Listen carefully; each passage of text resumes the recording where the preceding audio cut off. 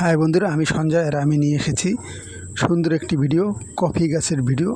চলুন দেখে নিই কী সুন্দরভাবে কফি গাছে ফুল ফুটে আছে এবং কিছু দিনের মধ্যে এই ফুল থেকে ফল হবে।